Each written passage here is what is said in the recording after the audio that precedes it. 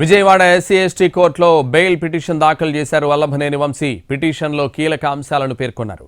తనపై రాజకీయ వ్యక్తిగత కక్షతోనే కేసు నమోదు చేశారని తెలిపారు. సత్యవర్ధన్ను తాను కిడ్నాప్ చేశాననేది అక్రమంగా పెట్టిన కేసని పిటిషన్లో చెప్పారు వంశీ.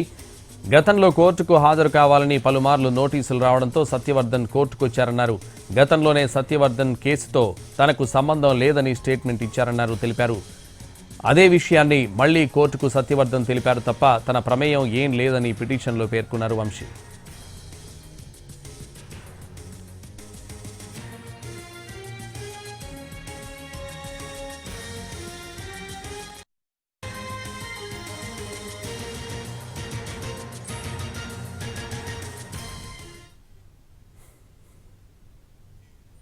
విజయవాడ ఎస్సీ ఎస్టీ కోర్టులో బెయిల్ పిటిషన్ దాఖలు చేశారు వల్లభనేని వంశీ.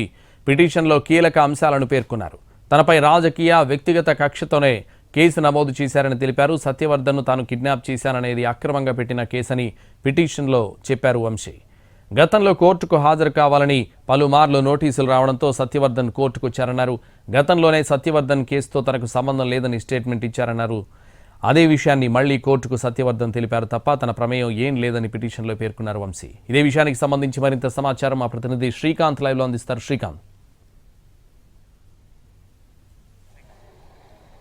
మాజీ ఎమ్మెల్యే వల్లభనేని వంశీకి బెయిల్ ఇవ్వాలని ఆయన తరపున న్యాయవాదులు కొద్దిసేపటి క్రితమే విజయవాడ ఎస్సీ ఎస్టీ న్యాయస్థానంలో పిటిషన్ అయితే దాఖలు చేయడం జరిగింది. ఆ పిటిషన్లో కొన్ని కీలక అంశాలని వంశీ తరపున న్యాయవాదులు అయితే ప్రస్తావించారు. ప్రధానంగా ఈ కేసు రాజకీయంగా అదేవిధంగా వ్యక్తిగతంగానే తన మీద నమోదు చేశారు తప్ప తనకు ఈ కేసుతో ఎటువంటి ప్రమేయం లేదనే విషయాన్ని ఆయన పిటిషన్లో స్పష్టం చేశారు. సత్యవర్ధన్ గతంలోనే ఏదైతే గన్నవరం టీడీపీ కార్యాలయం మీద దాడి జరిగిందో ఆ 2023లోనే ఈ కేసుకి తనకు సంబంధం లేదని పోలీసులకు స్టేట్మెంట్ కూడా ఇచ్చారనే విషయాన్ని వివరించారు. అదేవిధంగా కోర్టుకి హాజరు కావాలని సత్యవర్ధన్కి న్యాయస్థానం 20 సార్లు నోటీసులు ఇచ్చిన తర్వాత ఆయన ఈ నెల 10వ తారీఖున న్యాయస్థానానికి హాజరయ్యి గతంలో పోలీసులకు ఏదైతే విషయాన్ని స్టేట్మెంట్ రూపంలో తెలియజేశారో ఈ కేసుకి తనకు సంబంధం లేదని అదే విషయాన్ని మరోసారి మ్యాజిస్ట్రేట్ ముందు కూడా తెలియజేశారని కూడా వంశీ బెయిల్ పిటిషన్లో పేర్కొన్నారు. సత్యవర్ధన్ తనంతటా తానే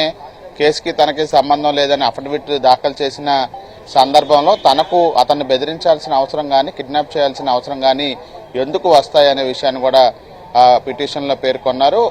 కోర్టుకు కూడా తన తల్లితో కలిసి ఆటోలో సత్యవర్ధన్ వచ్చాడు. ఆ తర్వాత ఇక్కడ నుంచి ఉద్యోగ నిమిత్తం హైదరాబాద్ వెళ్ళిపోయాడు తప్ప తనకు ఈ కేసుతో ఎటువంటి సంబంధం లేదనే అంశాలను అయితే ఈ సందర్భంగా బెయిల్ పిటిషన్లో పేర్కొన్నాడు.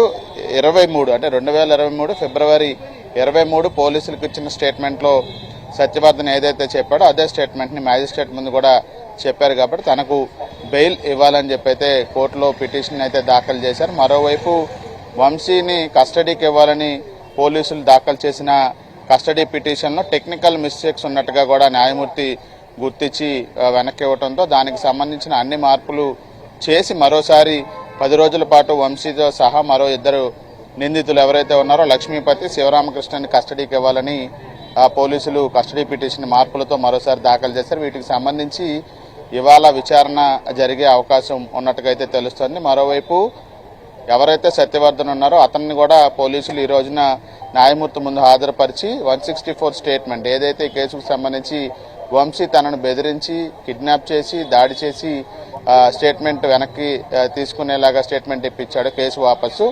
అంశాలతో కూడిన స్టేట్మెంట్ను కూడా సత్యవర్ధన్ ఇవాళ ఇచ్చే అవకాశాలు ఉన్నట్టుగా మనకు తెలుస్తూ ఉంది. సంతోష్. Thank you Srikanth.